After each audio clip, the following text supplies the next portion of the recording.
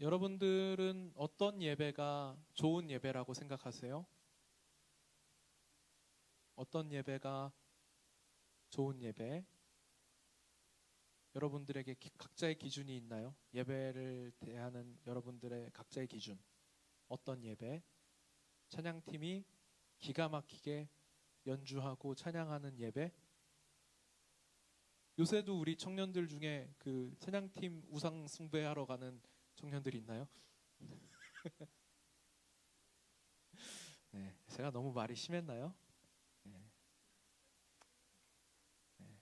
찬양 집회를 다니는 게 나쁜 건 아니에요. 네, 찬양팀이 우상이 되지 않기를 바랍니다. 근데 많이들 가잖아요, 사실. 네, 그죠? 이성문 형제. 아니, 내가 짚어서 얘기하는 게 아니고 우리 이성문 형제가 제가 찬양 집회를 많이 다니는 걸 제가 알아서 그래요. 잘못됐다는 게 아니고. 이성문 형제가 굉장히 일 때문에 바쁜데 바쁜 그 시간을 쪼개가지고도 이렇게 다니더라고요.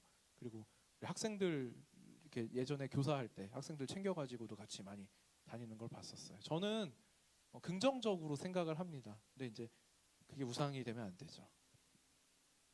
우상이 뭐예요? 하나님보다 더 크면 그게 우상이죠. 그 시간을 찬양하러 가는 건지 음악 감상을 하러 가는 건지를 스스로 점검해 보면 알겠죠. 내가 그 시간에 찬양하고 하나님 앞에 영광을 돌려드리러 가는지, 아니면 그냥 찬양팀이 좋아서 사람들이 하는 그런 음악이 좋아서 하는 건지 분별할 수 있을 겁니다. 어떤 예배가 좋은 예배일까요? 목사님의 설교가 짧게 끝나는 날? 죄송하지만 오늘은 짧게 안 끝날 것 같습니다. 나가서 서 있었으면 좋겠어요. 네, 이게 참 우리가 반성해야 될 일입니다, 진짜. 근데 저도 그런 반성이 필요한 것 같아요. 예배는 어떤 시간이어야 할까요? 근데 많은 사람들이 감정을 채우는 시간으로 예배를 사용하기 원합니다. 위로받는 시간이길 원해요. 이게 무슨 얘기냐면 예배를 소비하는 주체가 내가 되었습니다. 내가 느낄 때 좋은 예배가 있어요. 그러면 여러분 사실은 이 예배가 어떤 예배여야 할까요? 예배를 본질적으로 보자면 예배는 어떤 예배여야 할까요? 예배를 받으시는 분이 주인이 되어야 하겠죠. 그렇죠? 그런 거예요. 여러분들도 이제 연애를 하고 결혼을 하면 기념일이 생깁니다. 기념일. 뭐 옛날에 제가 중학교 때였나? 그럴 때는 막 22일도 기념하고요. 왜 그러냐면 50일을 잘 못 넘기니까 그렇게 하는 거예요. 그 시기에 연애는 원래 그렇잖아요. 그죠? 막 별의별 것들을 만들어서 막 기념하려고 하는데 이제 결혼하고 나면 한 1년에 한 번 정도 결혼 기념일 정도 기념하게 되죠. 그리고 이제 또 기념해야 될 일이 있다면 배우자의 생일 정도. 저희 집은 한 이 두 가지 정도를 기념하고 있는 것 같습니다. 왜 두 가지냐면 제 생일은 기념을 잘 안 하거든요. 네.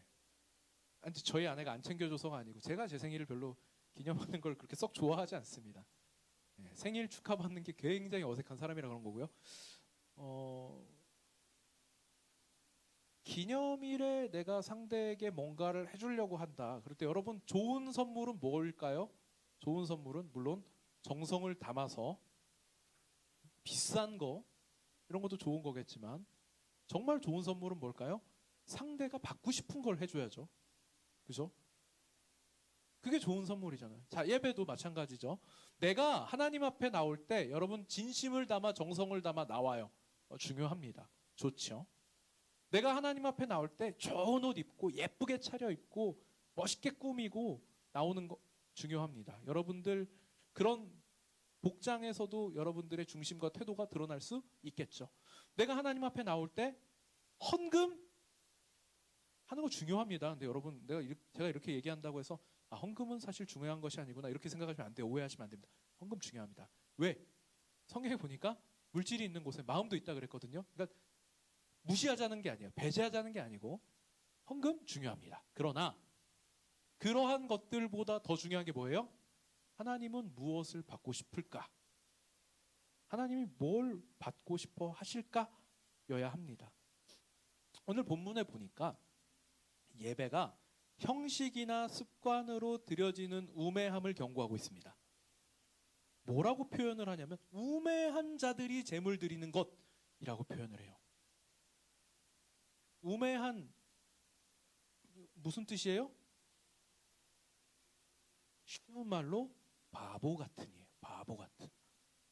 바보 같은 자들이 하나님께 예배한다고 하는 것 뭐예요? 그게 제물 드리는 일이 되는 겁니다. 하나님은 제물 드리는 것을 예배라고 생각하지 않으시는 거예요. 이게 제물을 드리는 것뿐이지. 구약 얘기도 제가 조금 이따가 하긴 할 건데요. 먼저 지금 본문의 이야기를 조금 해보자면 그런 겁니다. 우리의 태도와 중심이 어디에 있는가? 무엇을 향하여 나아가고 있는가? 중요한 것이라는 겁니다. 오늘 본문에서 솔로몬은 하나님 앞에 나아갈 때 내 발을 삼가라 이렇게 명령을 하거든요. 무슨 뜻이냐면요, 여러분, 뭐 단정하게 차려입고 단정하게 나아가라 이런 정도의 의미가 아닙니다. 여러분, 이 발이라고 하는 것이 여러분 세상의 삶 가운데 여러분들 열심으로 세상을 살아가는 사람들에게 상징적으로 쓰여지는 표현 중에 하나예요. 바로 이 발이라고 하는 것이. 그래서 이제 예전에, 요새는 그런 회사 잘 없는데 예전에는요. 그래서 이제 직원들한테 열심히 일하라고 구두를 사주는 회사가 있었습니다. 그 구두를 신고 굽이 다를 때까지 열심히 일하라고. 우리가 이 발이라고 하는 것이, 우리의 발을 한번 생각해 볼까요? 우리 엿새 동안 세상의 일을 분주하게 해온 우리 신체 기관으로서 상징적으로 좀 설명을 하고 있는 겁니다. 그러니까 여러분, 그 발로 분주함을 여전히 가지고 세상의 문제들을 가지고 이 자리에 나왔다. 그러면 이 예배가 사실은 세상의 연장선일 뿐인 거잖아요. 그러니까 그런 모든 헛된 일들을 멈추고 하나님께로 방향 전환을 하고 이 자리로 나아와라 라고 하는 차원에서 내 발을 삼가라 인 것입니다. 그리고 나서 듣는 것이 우매한 자들이 제물 드리는 것보다 낫다 이렇게 말씀을 하는 거예요. 듣는 것이 우매한 자들이 제물 드리는 것보다 낫다. 이 구약 시대에는요, 구약 시대 예배의 본질은 제물을 드리는 데 있었어요. 그죠? 이게 중요합니다. 제물을 드리는 방법을 설명하고 있는 게 레위기죠. 여러분 성경 통독하면 최초로 만나게 되는 고비, 고난의 장소, 바로 그 레위기. 거기에 이 예배, 구약시대의 예배, 제사법이 들어있습니다. 그런데 이야기하는 거예요. 제사보다 중요한 것이 뭐라는 거예요? 듣는 것이다 라는 거예요. 이게 지금 전도서가 신약 성경에 있는 게 아니잖아요. 소 잡고 양 잡고 하던 구약 시대에 쓰여진 책이에요. 그런데 솔로몬이 지금 무슨 얘기를 하는 거예요? 소 잡고 양 잡는 일보다 중요한 것은 듣는 것이다. 이 얘기를 하는 겁니다. 오늘날에도 마찬가지죠. 여러분들이 예배를 위하여서 하는 일이 많아요. 특히 우리 청년부에는 예배의 모든 것을 전반적으로 책임지고 있는 한 사람이 있습니다. 예배 시간이기 때문에 지난주엔 제가 그 꼰대 이야기를 했더니 어떤 사람을 카메라로 확 잡더라고요.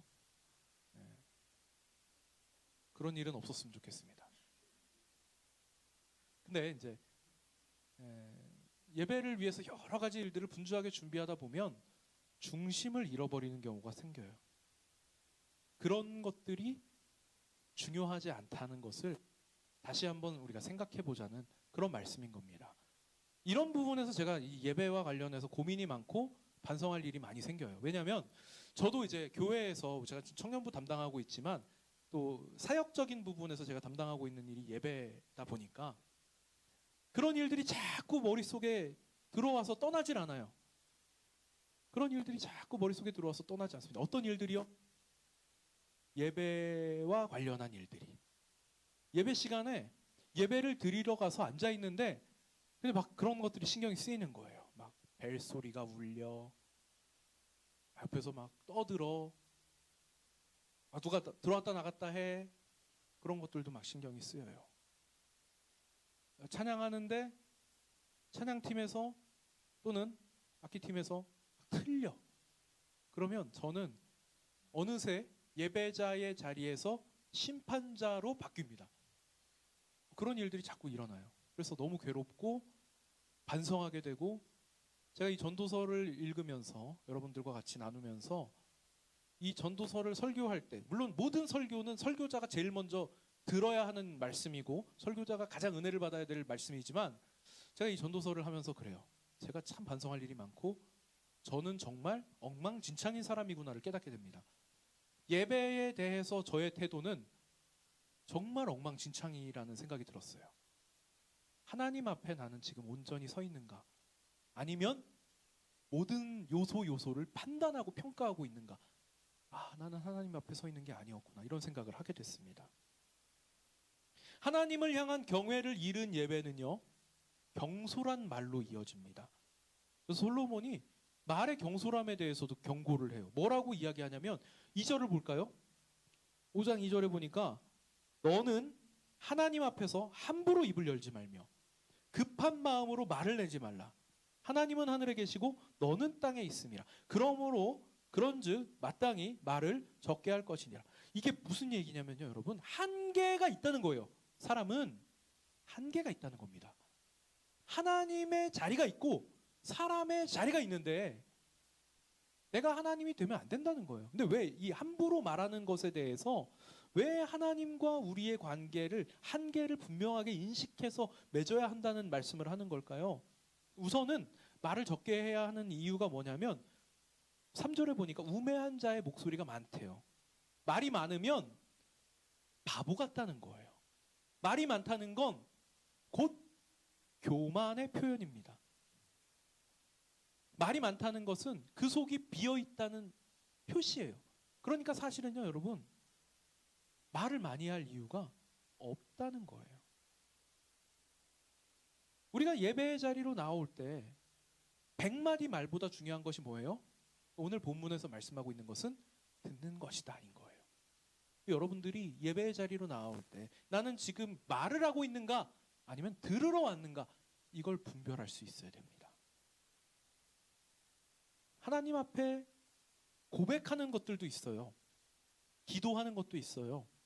때로는 하나님, 제가 이런 것들을 하겠습니다 라고 하는 서원도 있어요. 그런데 이러한 말들이 깊은 고민 없이, 신앙적 결단과 다짐이 없이 쉽게 내뱉는 말이 된다면 그것은 바보 같은 일이다 하는 겁니다. 그것은 하나님을 경외하는 태도가 아니다 라고 말씀하고 있는 겁니다. 진정한 예배자는 예배의 자리에서 말로 자신을 드러내지 않습니다.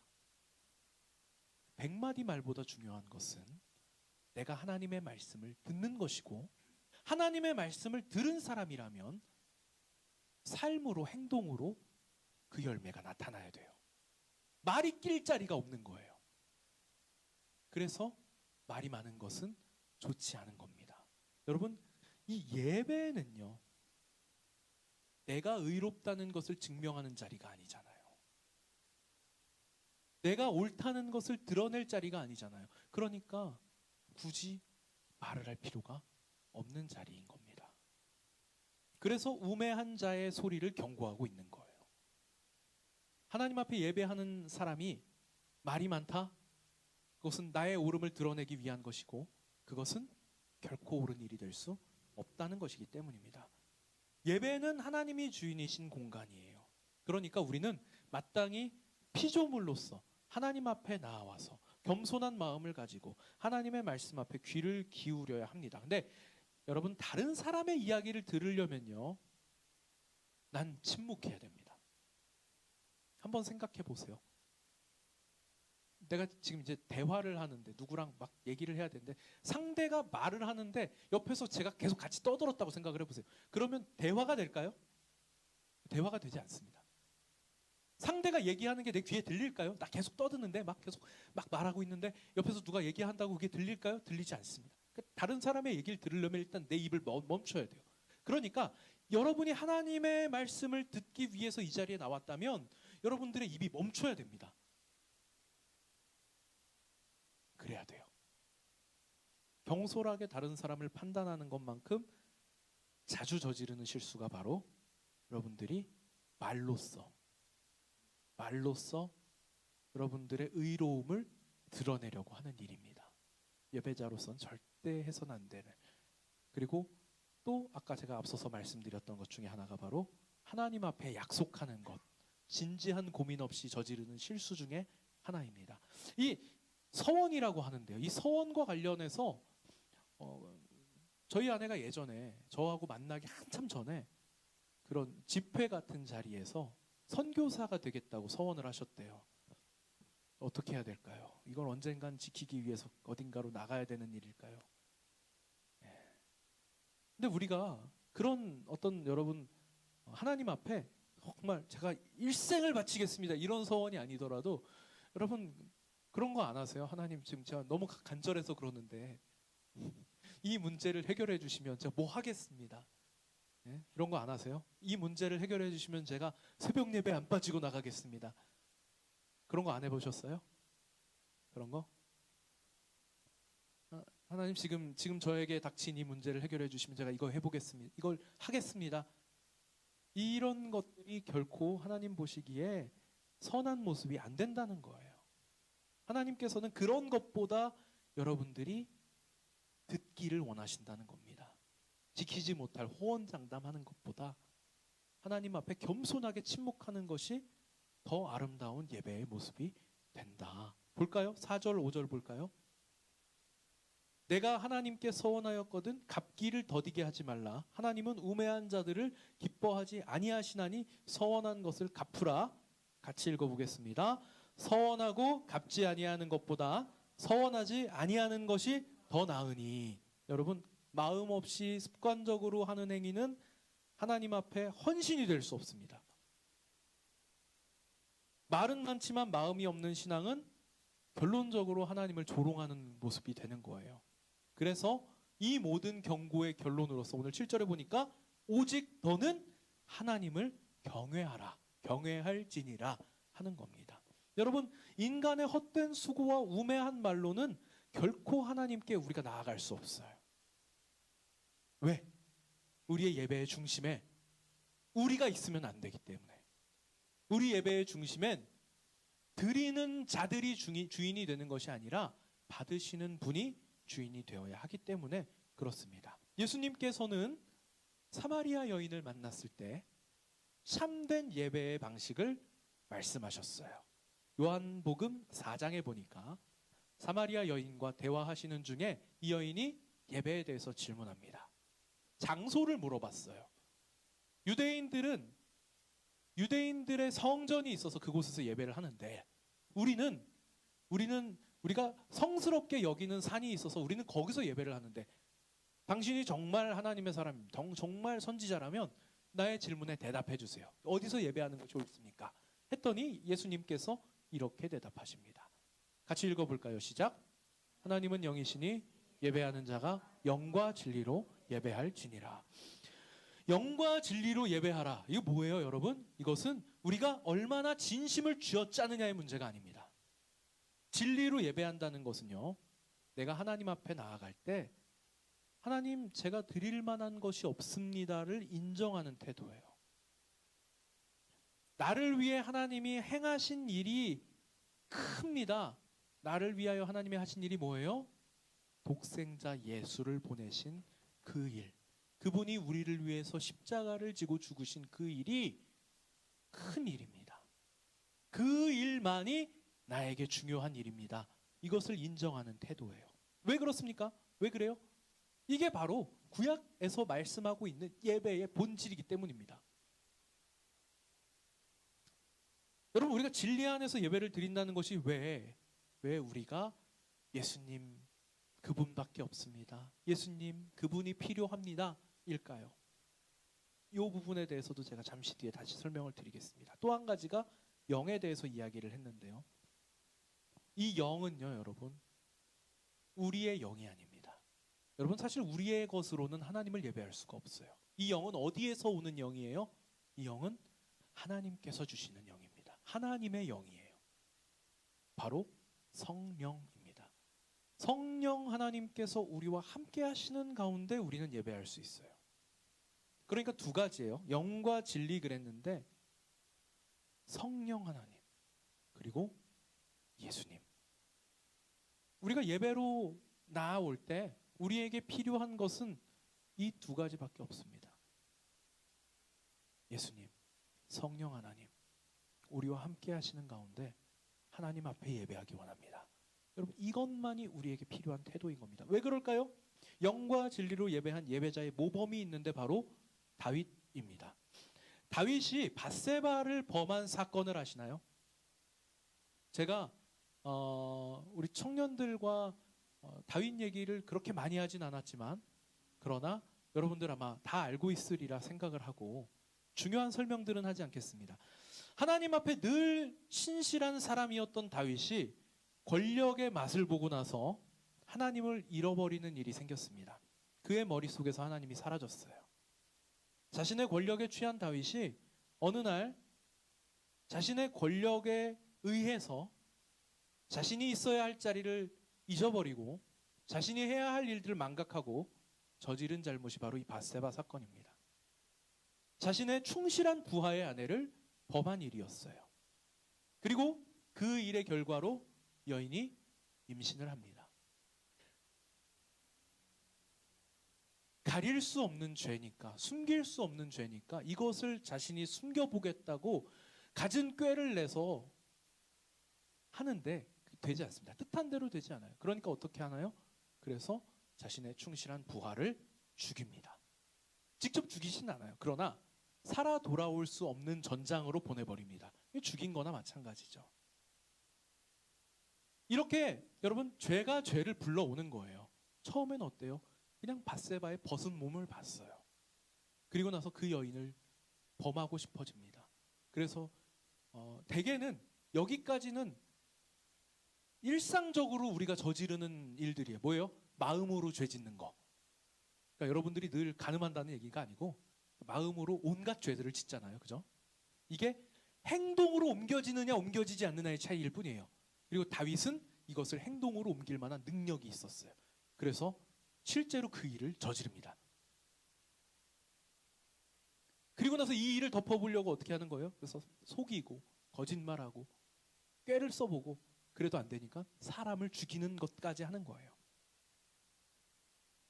자신의 부정을 가리기 위해 죄가 죄를 불러오게 하고 그리고 죄 위에 죄가 쌓아져 가는 동안에도 죄의식 없이 계속해서 죄를 저지르는데 어느 날 선지자 나단이 나타나서 꾸짖는 일을 합니다. 당신이 지금 하고 있는 일이 바로 이 가난한 사람의 것을 빼앗아서 그것으로 남을 대접하는 일과 마찬가지의 일입니다. 이렇게 지적하니까 그때서야 자신이 무슨 짓을 했는지 깨닫게 되고 하나님 앞에 회개합니다. 그런데 하나님 앞에 회개할 때 여러분 다윗이 원래 해야 되는 일은 뭐냐면요. 우리가 율법에 보면 죄를 지은 사람이 하나님 앞에 죄를 회개하기 위해서 해야 하는 절차가 있습니다. 바로 그것이 제사법으로 정해져 있어요. 그래서 다윗은 자신이 범한 죄에 대해서 먼저 하나님 앞에 죄를 용서받아야 되기 때문에 속죄의 제를 드려야 합니다. 속죄의 제물을 드리고 속죄 죄를 드려야 합니다. 그리고 나서 자신이 범한 죄 때문에 타인이 손해를 입었으니까 그 손해를 갚는 일을 해야 돼요. 그리고 나서 속건제를 드려야 합니다. 그렇게 했어요. 이제 내가 하나님께도 속죄했고 나로 인해서 손해본 사람의 손해도 내가 갚아줬어요. 그리고 나면 이제 하나님과 다시 화목하기 위해서 화목제를 드려요. 그리고 하나님이 나의 화목제를 받으셔서 하나님과의 관계가 화목해졌으니까 이제 내가 전심으로 나의 삶을 하나님 앞에 다시 드립니다 하고 번제를 드리는 겁니다. 그러니까 사실은요, 한 번 하나님 앞에 범죄하면 이 죄를 속죄하기 위해서 율법이 정한 모든 죄, 모든 제사의 방법을 다 드려야 돼요. 그 중에 하나 딱 5대 제사 중에 소제만 빼놓고, 소제는 우리가 이 수확물을 가지고 하나님 앞에 드리는 건데요. 그 4가지 제사를 다 드려야 됩니다. 그런데 다윗은 하나님 앞에 제사를 드리지 않고 갑자기 엎드려서 눈물을 쏟으며 회개합니다. 왜 제물을 잡지 않고 눈물을 쏟으며 회개할까요? 다윗이 이렇게 고백하거든요. 시편 51편에 보면요. 주께서는 제사를 기뻐하지 아니하시나니 그렇지 아니하면 내가 드렸을 것이라. 주는 번제를 기뻐하지 아니하시나이다. 하나님께서 구하시는 제사는 상한 심령이라. 하나님이여 상하고 통회하는 마음을 주께서 멸시하지 아니하시리이다. 아멘. 그러니까 제사가 아니라 애통하는 마음을, 애통하는 심령을 하나님 앞에 드렸어요. 이게 하나님이 구하시는 것입니다. 다윗은 비록 구약의 제사제도 아래에 있었지만 하나님이 정말 원하시는 것이 소잡고 양잡는 형식이 아니라 그 제사 속에 담겨있는 상한 심령이라는 사실을 꿰뚫고 있었습니다.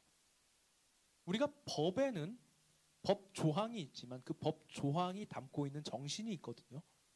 그 정신이 바로 이거예요. 우리가 제사법이 우리에게 보여주고, 표면적으로 보여주고 있는 소잡고 양잡고 하는 일이 아니라 소잡고 양잡는 일이 결국 우리에게 주는 하나님의 참뜻이 뭐냐? 그것은 바로 하나님 앞에 범죄할 수밖에 없는 나 자신을 슬퍼하면서, 하나님, 저는 결국 이런 존재입니다. 하나님 앞에 나아갈 자격조차 없고 하나님 보시기에 합당치 못한 모습밖에 없는 제가 하나님 앞에 나아가려면 예수 그리스도, 우리를 위하여 십자가를 지시고 율법이 요구하는 모든 제사의 제물의 역할을 다 감당하신 그분, 우리의 화목제가 되신 그분만이 나의 삶의 유일한 소망이고 필요일 뿐입니다. 여러분, 그래서 우리가 하나님 앞에 나아올 때 진리로 예배하려면 예수님이 필요한 거예요. 그분을 나의 구주로, 그분이 내 삶의 유일하신 구원자가 되심을 고백하는 것이야말로 하나님이 진짜 기뻐하시는 예배자의 자세입니다. 미가서 6장입니다. 제가 제일 좋아하는 말씀인데요. 여러분 같이 한번 읽어보겠습니다. 시작! 내가 무엇을 가지고 여호와 앞에 나아가며 높으신 하나님께 경배할까? 내가 번제물로 1년 된 송아지를 가지고 그 앞에 나아갈까? 여호와께서 천천의 수량이나 만만의 강물 같은 기름을 기뻐하실까? 내 허물을 위하여 내 맏아들을 내 영혼의 죄로 말미암아 내 몸의 열매를 드릴까? 사람아, 주께서 선한 것이 무엇임을 내게 보이셨나니 여호와께서 내게 구하시는 것은 오직 정의를 행하며 인자를 사랑하며 겸손하게 내 하나님과 함께 행하는 것이 아니냐. 아멘. 여러분, 소나 양을 잡는 제사와 정의와 인자함으로 하나님과 함께 행하는 것 중에 어떤 게 더 어려울까요? 소 잡고 양 잡는 일이 있고요, 정의와 인자함으로 하나님과 함께 행하는 일이 있습니다. 둘 중에 어떤 게 더 쉬울 것 같으세요? 소 잡는 일이 쉬운 겁니다. 소는 그냥 잡으면 되잖아요. 그런데 하나님께서 우리에게 구하시는 이 정의와 인자함, 하나님과 함께 행한다는 거는요, 여러분, 우리의 실력으로는 도달할 수 없는 높은 산입니다. 제가 날마다 깨지고 매주 지금 전도서 설교하면서 계속 반성할 일들이 생기잖아요. 왜 그럴까요? 정의와 인자함으로 살지 못하고 있기 때문입니다. 이게 저의 현실이잖아요. 여러분, 제가 하나님 앞에 소 잡고 양 잡는 일이 중요한 일이었다면, 오늘날로 따지자면 예배 시간에 빠지지 않고 나오는 게 중요한 일이었다면 저는 그 부분에서 자신이 있어요. 하나님은 그런 걸 기뻐하지 않으신다고요. 11조 안 빼먹고 하나님 앞에 드리는 거 중요하겠죠. 그러나 그것보다 더 중요한 일이 있어요. 뭐예요? 정의와 인자함으로 하나님과 겸손하게 동행하고 있는가? 그 부분에서 자신이 없는 거예요. 그래서 이 말씀이 우리를 절망시키고 우리는 절망스럽기 때문에 예수님을 찾을 수밖에 없는 겁니다. 제가 우스갯소리로 얘기하죠. 나 정말 그럴싸해, 나 괜찮아, 이런 생각하는 사람만큼 교만한 사람이 없다고요. 교만에 대해서 설교하고 났더니 끝나고 나가면서 오늘 은혜 많이 받았습니다, 전 정말 겸손한 사람입니다, 이렇게 말하는 사람만큼 교만한 사람 없다고요. 여러분, 우리가 말씀대로 사는 일이 얼마나 어려운 일인지 여러분들이 그 절망을 경험하시기 바랍니다. 그 절망을 경험한 이들에게만 예수님이 복음이 될 수 있는 거예요. 우리가 이 정의를 행할 수 없기 때문에 정의로우신 예수님을 의지하고, 우리가 인자를 베풀 힘이 없기 때문에 하나님의 인자이신 그리스도를 붙드는 겁니다. 여러분, 하나님은 정의로우신 분이시고 사랑이 많으신 분이시잖아요. 제가 하나님의 성품 중에 정의로움은 조금 본받았는데 사랑이 많으심을 도무지 본받지를 못했어요. 그래서 사랑하고 품어야 할 이들을 품지 못하고 있습니다. 기도해 주세요. 제가 사랑할 수 있도록, 제가 예수님을 닮아서, 제가 하나님을 닮아서 그 사랑으로 저에게 주어진 양들, 여러분들을 품을 수 있도록 여러분 기도해 주세요. 자신이 없는 일이에요. 옳은 게 무엇인지를 가르치는 일은 그래도 곧잘 하는 것 같은데 인자함으로 행하는 일을 도무지 할 수가 없습니다. 부끄럽지만 여러분들이 도와주셔야 돼요. 기도해 주시기 바랍니다. 그리고 여러분들도 그렇게 살기 위해서 애쓰시기 바랍니다. 이게 우리가 드릴 예배예요. 이게 바로 주님께서 우리에게 보여주신 진짜 선한 것입니다. 오늘 우리가 전도서 본문이 우리에게 경고하고 있는 일들, 내 열심 가지고 증명하고 나의 옳음을 가지고 드러내기 위해서 말하고 다른 사람들을 평가하고 섣불리 하나님께 말하는 일들, 그런 것들을 멈추시고 정말 하나님이 원하시는 것, 정말 주님께서 여러분에게 보여주신 선한 모범을 따라서 그렇게 살아갈 수 있는 우리 모두가 되기를 소원합니다.